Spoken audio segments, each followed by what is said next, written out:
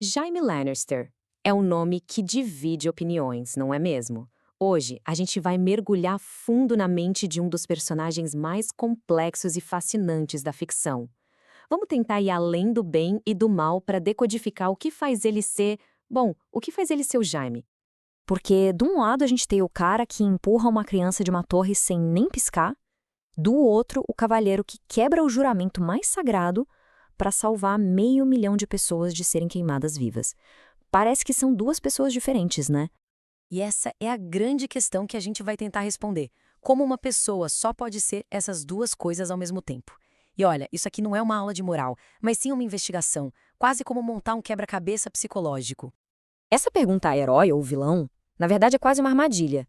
Ela força a gente a escolher um lado, quando a verdade sobre o Jaime está justamente na tensão entre os dois.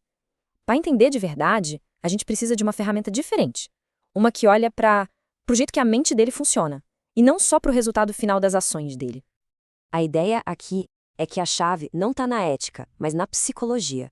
Se a gente conseguisse mapear como a mente do Jaime é fiada por dentro, talvez essas ações tão contraditórias comecem a fazer sentido. E uma ferramenta como o indicador de tipo Myers-Briggs, o MBTI, pode dar para a gente exatamente esse mapa.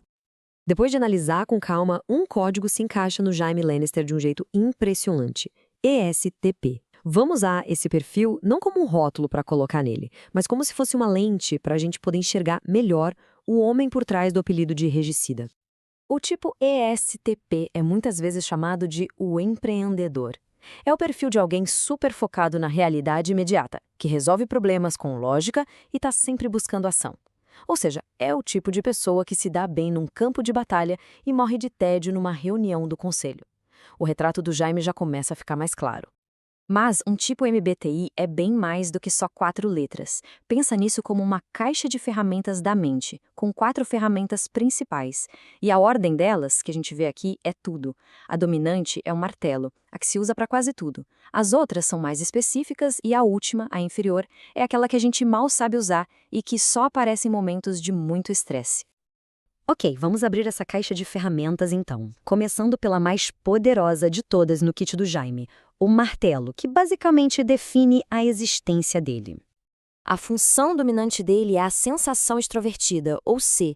Esse é o modo padrão dele. Isso quer dizer que ele vive completamente no agora. O cérebro dele está o tempo todo escaneando o ambiente, procurando informação concreta e chance de agir. Para o Jaime, o mundo não é um lugar para ficar pensando sobre, é um lugar para ser conquistado agora. E a gente vê essa função em todo lugar. A identidade dele está totalmente amarrada à habilidade que ele tem com a espada. Para ele, lutar não é só uma ação. É um jeito de pensar, de analisar as coisas em tempo real. Ele precisa de intensidade e odeia a política da corte. Por quê? Bom, porque lá não tem a verdade clara do aço contra o aço. Isso nos leva de volta para aquela cena terrível com o Bran Stark. Se a gente olhar por esse ângulo da Cersei, não foi um ato de maldade calculada. Foi quase um curto-circuito, um problema físico e imediato. O Bran viu eles, exigiu uma solução física e imediata, o empurrão, sem tempo para pensar nas consequências ou em dilemas morais. Então, se a sensação extrovertida é como o Jaime absorve o mundo, a próxima ferramenta, o pensamento introvertido, é como ele decide o que fazer com essa informação toda. Essa é a função de pensamento introvertido, ou TI. É um sistema de decisão que ignora um pouco as regras de fora, as convenções sociais. Em vez disso, ele constrói uma lógica interna. A pergunta que um usuário de TI faz não é qual é a regra, mas sim isso aqui faz sentido para mim, baseado nos meus princípios?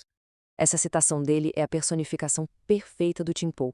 Ele não vê os votos como algo sagrado. Ele analisa aquilo como um sistema, encontra as contradições, as falhas e chega à conclusão de que o sistema todo não é válido. O famoso cinismo dele não é preguiça moral, é o resultado dessa análise lógica. Isso mostra de forma brilhante o choque de mundos entre a lógica prática do Jaime e o código de honra do Ned Stark. O Ned julga o ato. Quebrar um juramento é sempre errado. Ponto. O Jaime julga o resultado. Salvar a cidade era o objetivo lógico. São dois sistemas operacionais completamente diferentes. Certo. Então agora a gente tem o kit de ferramentas do Jaime, um foco total no presente, em um sistema lógico que é só dele. Mas o que acontece quando a principal ferramenta desse kit, a habilidade dele com a espada, é arrancada dele de forma brutal? É aí que o verdadeiro arco psicológico dele começa. É aqui que entram as duas funções menos desenvolvidas dele. A terciária, o sentimento extrovertido, ou fê, é a sua consciência social. É a fonte daquele charme todo, mas também de uma empatia que ele só começa a acessar meio sem jeito mais tarde. E a inferior, a intuição introvertida, ou ni, é o ponto cego dele. É a habilidade de ver padrões, de prever o futuro, algo que o Jaime, convenhamos, não é muito bom, o que leva ele a tomar decisões bem impulsivas. A jornada dele na história mapeia perfeitamente o desenvolvimento dessas funções. A perda da mão não foi só uma perda física, foi um colapso psicológico da sua função principal, o que o forçou a usar e desenvolver as outras partes da mente. A confissão da banheira para Brienne é o auge desse crescimento. Já o final dele, na série, infelizmente, é uma regressão trágica para os instintos mais básicos dele sob uma pressão insuportável. Por isso que aquela narrativa de arco de redenção talvez seja simples demais. O que a gente vê é algo muito mais complexo. É a jornada de um tipo psicológico consistente sendo forçado a se adaptar a um trauma que destruiu a identidade dele. Resumindo, Jaime Lannister não cabe nas caixinhas de herói ou vilão porque ele opera com um sistema diferente. Ele é, na essência dele, um pragmático, um solucionador de problemas do aqui e agora, cujas ações, tanto as boas quanto as monstruosas, nascem da mesmíssima forma de pensar. E isso tudo deixa a gente com uma última pergunta. Entender por que alguém faz alguma coisa, entender a lógica por trás, isso muda o jeito como a gente julga essas ações? É uma questão que, no fim do dia, vai muito além de Westeros.